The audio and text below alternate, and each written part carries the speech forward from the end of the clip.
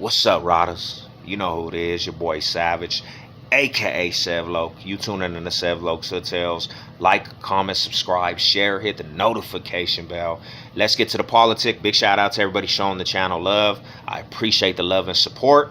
To be real, I lost this phone that I'm recording off right now. I lost it for the last 3-4 days. I could not find it anywhere. And I was actually not going to even put more energy into this channel, you know what I'm saying, because I was like, maybe it's not for me. But big shout out to the homie AZ Productions. If you don't know who he is, the link will be in the description. Go sub up to his channel, man. That fool's a real one. And if you were a real one, we all got to connect. We all got to show each other love. He's actually hit me up, and I told him, like, I don't know if I'm gonna be doing that channel anymore. He's like, nah, man, you got to keep it going. Find that phone. It's somewhere, because that channel right now is getting a little buzz. People are starting to know who you are. You know, and he's been a mentor since I started doing this channel, because he's done the prison aspect in YouTube for a quick minute. And he's like, you know, he's the one that told me to start the channel in the first place. You got a story to tell. And he said, you know, I think your testimony would blow. So big shout out to him again. Thank you for the love and support, AZ Production. And y'all go sub up to his channel. So let's talk about this video, man. And this video is requested out the comment section. Big shout out to Mile High. He's a viewer, and he said, do a video on the Summer of Violence 1993. And a lot of people's asked me to do a video about 1993, the Summer of Violence. And for people that are Denver natives and people that grew up in Denver, Colorado, born and raised out here, you're always going to hear about the Summer of Violence, 1993. That was a time frame in Denver's history where if you knew somebody, they're either dead, the people that you know that was in the gang banging aspect at that time, or they know multiple people that passed away in that time frame, because it was a time frame where a lot of people lost their life. I know a couple handfuls of people that lost their life in that time frame.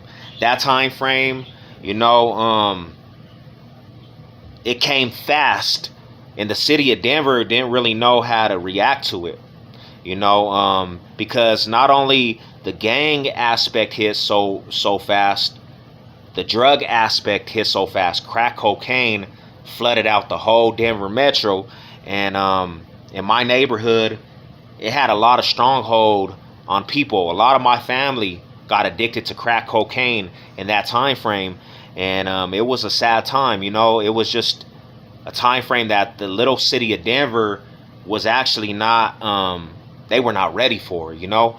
1993, colors hit, red and blue. In 1993, fools were not playing.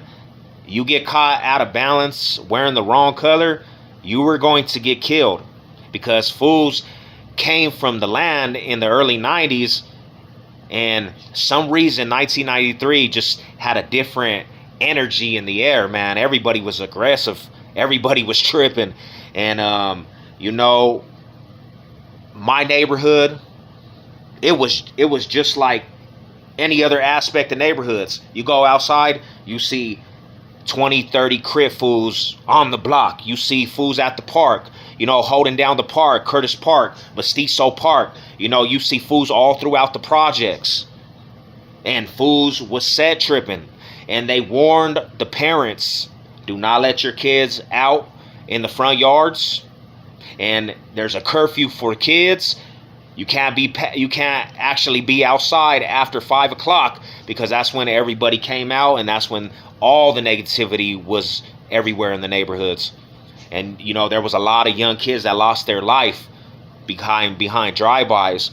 That was a year that, you know, they actually made the juvenile prison YOS, Youth Offender Services, and it was because, you know, a lot of youngsters was a part of that life. They were influenced by, you know, the aspect of Crips and Bloods.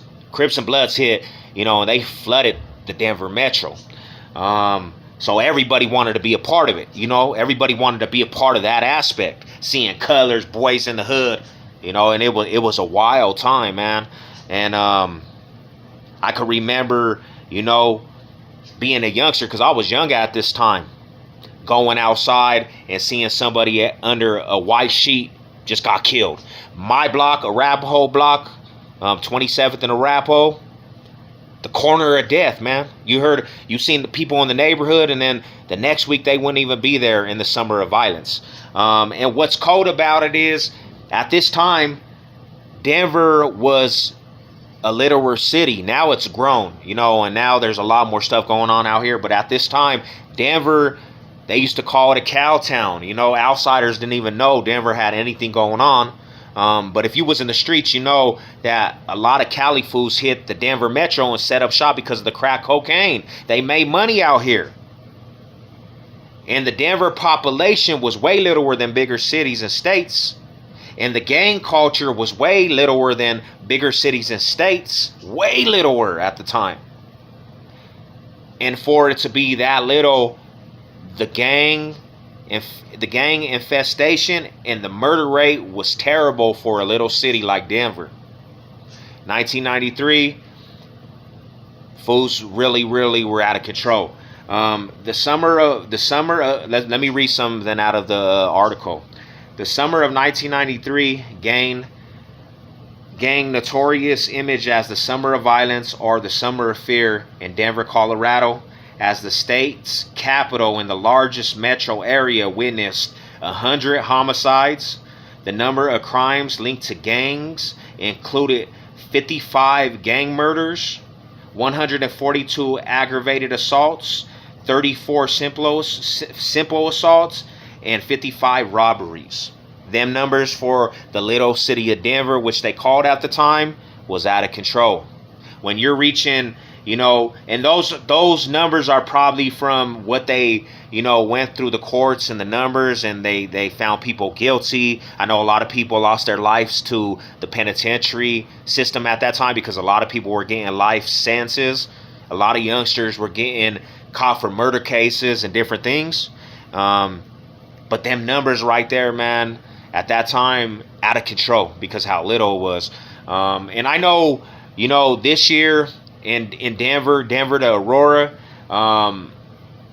it's been pretty deadly and bloody out here. A lot of people getting killed. But I think that era, the rate was just, it was like nothing we had ever seen out here in Denver, Colorado. Fools, there was stories of fools getting killed for Denver Bronco jackets because fools wanted to run up on fools. Give me your jacket, and they want to come off of it and just getting smoked, you know, over a Bronco jacket. Another situation too that you think about is funny now, but the Pizza Hut and the pizza parlors wouldn't even deliver to my hood. You know what I'm saying? 5 o'clock because they were getting robbed. Like, you know, it was just a lot of stuff going on in the Denver metro. But, you know, hopefully that opened your eyes. You know, big shout out to Mile High, man. You know, that was a time frame, and I guarantee, you know, you probably had some people that, you know, in your neighborhood, because I'm taking it, you're from the north side. It was going down over there too, man. So, you know what it is, your boy Savage, Mile High salute. Let's go.